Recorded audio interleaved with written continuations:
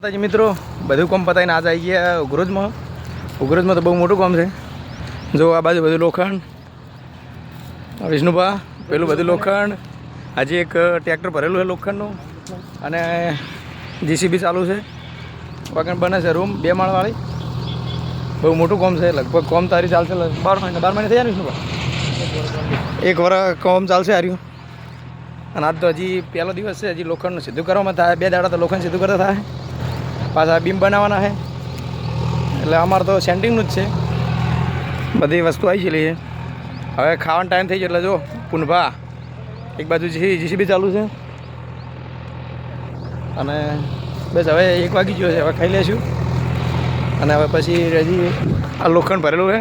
અને જો અમારા ભાઈબંધો બધા ટિફિન લઈને આવી ગયા હવે. અને મેન જો અને આ પુનભા જો ખાવા માટે ડોલ લઈને પહેલથી ઊભા તૈયારી કરનારા. અને જીસીબી ચાલુ છે. હજી ખાડા કરશે પછી એમાં ઊભા કરવાનું બીમ. ખાડા બહુ મોટા છે. આવા 50 ખાડા હશે લગભગ.